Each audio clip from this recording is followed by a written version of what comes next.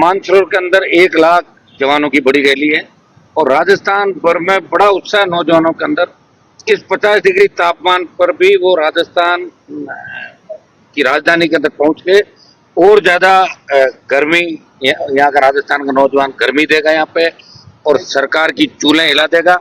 और इस बार नौजवान यहाँ ऐसा करके जाएगा कि दोबारा से पेपर लीक की घटनाएं नहीं हो, सरकार पुख्ता प्रबंध करे। इसी का उदाहरण आप देखिए कि जोगाराम पटेल जो मंत्री है, इनके बेटे को पहले डबल एजी बना दिया मनीष को, और जब प्रधानमंत्री का दौरा था तो आनंद फान में हटा के और फिर उसको कर्मचारी चयन बोर्ड का वकील बना दिया।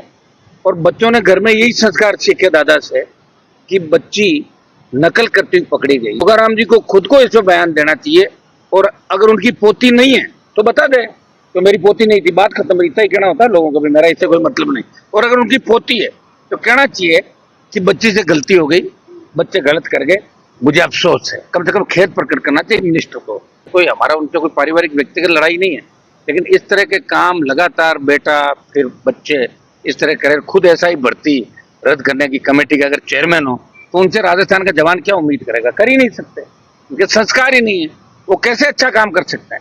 तो संस्कार से तो दुनिया चल रही है, और संस्कार को ही सबसे महत्वपूर्ण माना जाए। पैसा हो सकता है, सारी चीज हो सकती है, लेकिन संस्कार तो माता पिता और उनसे ही मिलता है। तो ये संस्कार की जो धज्जियां उड़ी जोधपुर यूनिवर्सिटी के अंदर, मैं भजनलाल जी से मांग करता हूँ कि भजनलाल जी, अब आप किसका इंतजार करेंगे? आपके घर से कोई पकड़ा जाएगा क्या रिश्तेदारी में इधर उधर करता हुआ? तब आप जगोगे। आप अपने मंत्री जी जवाब मांगो।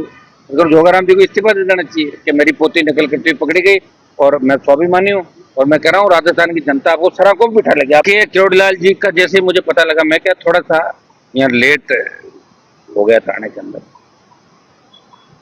मेरी बात भी हुई टेलीफोन पे, तो मैंने कहा आपने समाचार नहीं कराया तो हम आ जाते पहले। तो कहा मैं दोबारा वापस आ जाऊंगा जब शाम को फ्री होऊंगा। मैं निकल रहा था और मेरा लगाव है यहाँ से, मैंने आंदोलन किया तो मेरा मन किया तो मैं आ गया।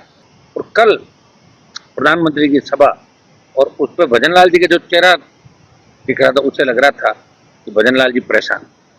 ये चेहरा देख के बता सकते हैं कि भजनलाल जी परेशान है, और मोदी ने जो भरोसा उन पर जताया उस भरोसे पर वो खरे नहीं उतरे।